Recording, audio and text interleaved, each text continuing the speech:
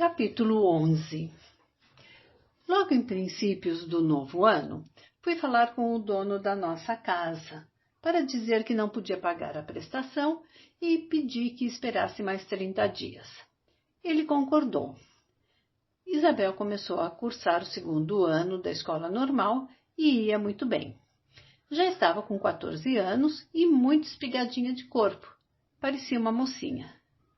Começou a pintar-se para ir à escola e eu ralhei com ela, dizendo que era muito criança para pôr rouge e achava horrível uma menina pintada.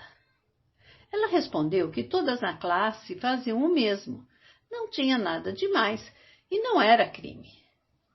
Fiquei quieta porque sabia que não adiantava falar e ela começou a pintar os lábios também.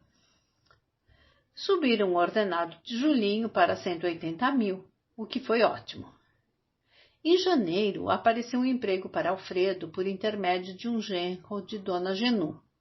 Dei tantos conselhos para Alfredo ser bom e correto nessa colocação que ele saiu com raiva de mim e nem se despediu no primeiro dia que foi trabalhar.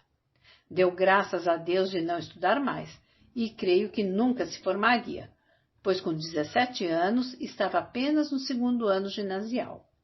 Dias depois, trouxe macacão azul escuro sujo de óleo e graxa para eu lavar. Trabalhava em automóveis. Foi com satisfação que lavei o macacão, pois não tinha muita esperança que ele trabalhasse. Ganhava 120 mil por mês. Apareceu então outra encomenda de doces. Uma encomenda grande, de Dona Laia, a dona do palacete da esquina. Era o chá de noivado de uma filha.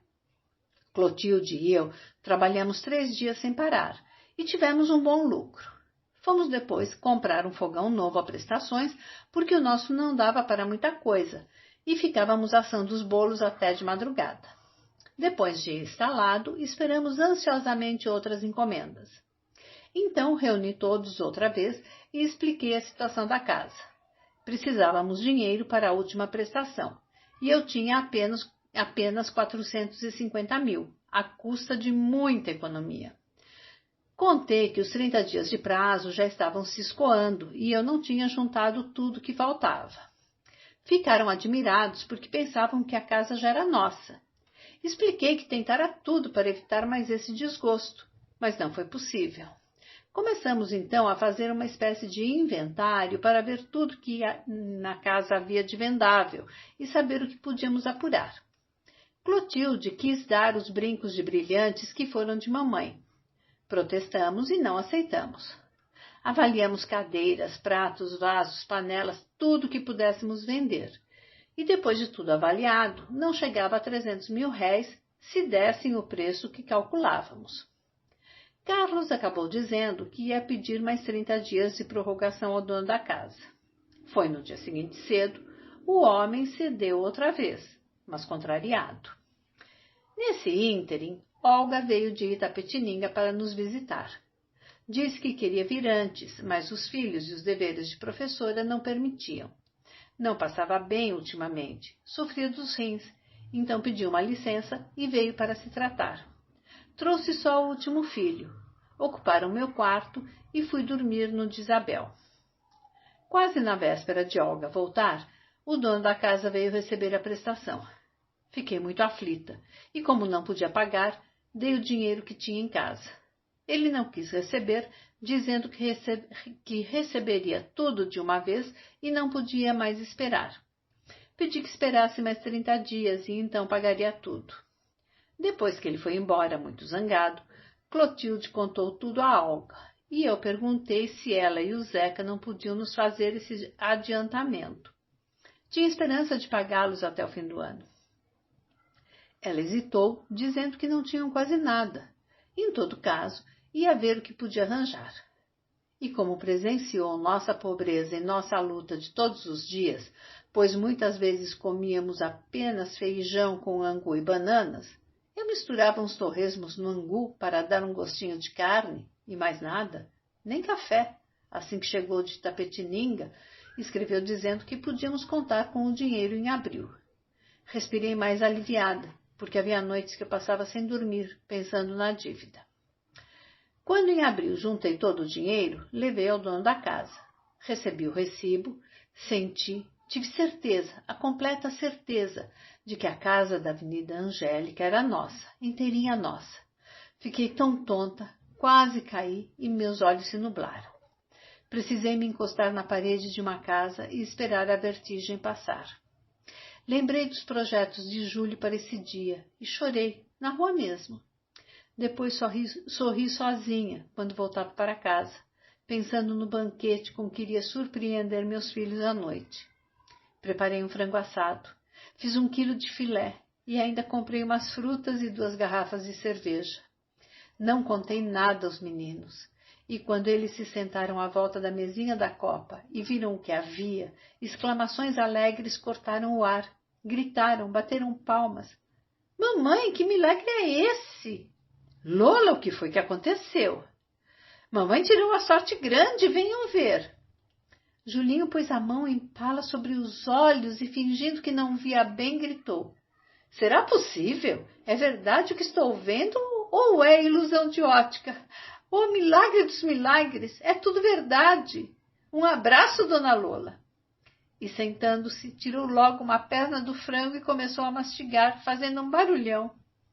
Então, sacudiu o recibo acima da minha cabeça, tal qual uma criança, como os meus filhinhos eram naquele tempo, e falei com entusiasmo. — A casa é nossa! A casa é nossa!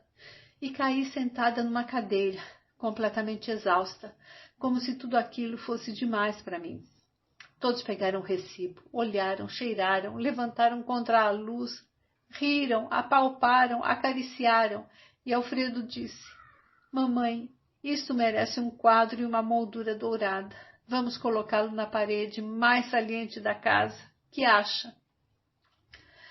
Todos riram, e Carlos achou que a data era muito solene e ficaria gravada para sempre nos anais da família Lemos.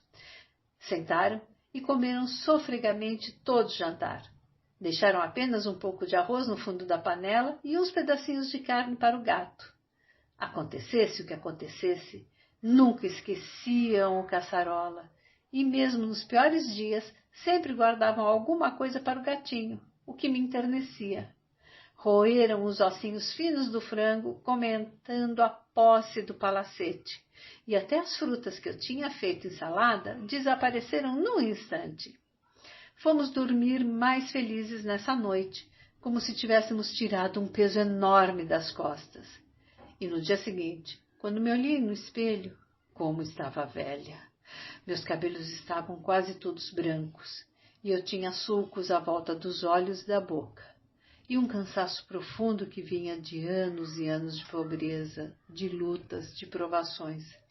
Todo o corpo fatigado e moído do trabalho e das preocupações. E ainda estava longe da idade de ser velha. Quando Alfredo recebeu o primeiro mês de ordenado, tive uma desilusão.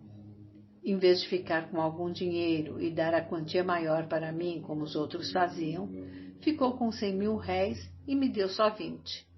Chamei sua atenção, mas replicou: — Não adianta eu dar à senhora, porque com esse dinheiro tem que me comprar sapatos e camisas. Então já fico com ele, vem dar na mesma. Não posso continuar com estes sapatos porque tenho vergonha. Veja, preciso de dinheiro para meus cigarros também. Fumava muito ultimamente. E quando disse que Carlos era o mais velho e não fumava, respondeu que Carlos era um trouxa. Percebi que não podia contar com Alfredo para nada. Era o único que voltava tarde da noite, e os outros me diziam: — Mamãe, Alfredo está abusando. Mas eu já sabia que não adiantava falar. E quando queria repreendê-lo, desviava o assunto de modo hábil. Perguntava com voz meiga: — Mamãe, já reparou na Genu estes dias? — Não fale assim, Alfredo. Fale dona Genu. O que tem? Não reparou no alvoroço dela? Anda contente, os olhos brilhantes, como os do caçarola, cheirando o ar, escutando, espreitando. Não viu ainda? Não, pois a vizinha da esquina de baixo está muito mal, para morrer. Quero dizer, a mãe da vizinha, aquela velhinha de 80 anos, e a Genu já está se preparando para a festa. Alfredo, não fale assim, nem diga Genu. Tudo bem, onde se viu uma mulher chamada Genu? Você sabe muito bem que o nome dela é Genoveva, não é Genu. Mas chamam de Genu e está acabado. Eu sei que anda cheirando defunto. Não fale assim, meu filho. De repente ela fica sabendo e é tão nossa amiga. Mas ela gosta de defunto, não gosta? Sente um gosto especial. Alfredo, fique quieto. Por que veio tão tarde ontem? Ele não respondeu e ficou me olhando, fazendo sinais que eu não entendia. Tornei a perguntar. Responda, por que veio tarde? É para falar? Agora mesmo a senhora não disse para ficar quieto? Esqueceu? Eu não podia deixar de sorrir, e ele me abraçava e me beijava. Esta dona Lola, esta dona Lola. E as repreensões paravam aí. Quando terminou o segundo mês do emprego, apareceu com uma roupa nova azul marinho. Vendo-me tão espantada com o terno, riu com gosto e perguntou. Está estranhando o filho, dona Lola? E fez uma pirueta para eu ver a roupa. Perguntei. Que loucura é essa? Com esse ordenado fez uma roupa tão cara? Respondeu rindo. Ora, mamãe, para que servem as prestações? Vou pagar 30.000 réis por mês. Levo tempo pagando, mas não tem importância. Censurei. Cuidado, meu filho, não vá se endividar. Você devia fazer roupa lá para o fim do ano, em dezembro. Ele saiu assobiando e, antes de entrar no quarto, falou da porta. Não tenha medo, sei o que estou fazendo. E assim continuou, sem dar muita atenção aos apuros que passávamos e sempre desligado dos outros irmãos, achando que eram uns trouxas por levarem a vida tão a sério. Clotilde e eu continuávamos a trabalhar muito, às vezes nos tricôs, às vezes fazendo doces, pois sempre tínhamos uma ou outra encomenda. E assim os dias foram passando, as semanas e os meses. Eu dizia que nossa casa parecia uma colmeia. Todos saíam cedo para o trabalho e os que ficavam também trabalhavam. Havia meses que passávamos melhor, mas havia outros que apenas comíamos. Não podíamos comprar uma escova de dentes sequer. O dinheiro dava apenas para não morrer de fome. E veio outro ano e outro inverno. E esse inverno foi triste. Todos se resfriaram e eu tinha muita pena dos rapazes, porque iam para o trabalho com dor de cabeça e tosse, e eu ficava o dia todo pensando neles, com mágoa no coração. Quem custou mais a se curar foi Julinho. Passou meses tossindo. Não podíamos comprar remédios, então Clotilde fez em casa um xarope de eucaliptos que ele tomava todos os dias. Emagreceu e ficou abatido. No fim desse ano, todos se queixaram de dor de dentes. Fiquei desesperada. Tia Candoca, então, lembrou que havia um sobrinho de uma irmã da cunhada dela que era dentista no Brás. Fui lá com os filhos e pedi orçamento para todos. Ele me cobrou o mínimo possível e levei quase 2 anos pagando. O dinheiro que Olga e Zeca nos adiantaram só consegui pagar 1 ano depois, assim mesmo a prestações. Nessa época, Isabel quis deixar os estudos para aprender datilografia e se empregar. Precisou muita energia e conselhos para ela desistir do projeto. Queria trabalhar para comprar vestidos e sapatos. Era muito vaidosa e não se conformava com a pobreza. Todos os dias tinha uma reclamação a fazer e ia para a escola chorando. Um dia, porque os sapatos estavam velhos demais e o que as colegas iriam pensar. Outro dia, porque a blusa tinha um remendo e não queria vesti-la mais. Outro dia, porque não tinha um bom casaco para o frio e sentia vergonha de ir só com a blusa de malha. Era uma luta acalmar o gênio forte de Isabel. Eu me lembrava de Júlio, que sempre reclamava, censurava e nada achava bom, nada a seu gosto. Percebi que sumia dinheiro da minha gaveta e chamei a atenção de Isabel. Ela chorou, bateu os pés e negou, dizendo que não era ela.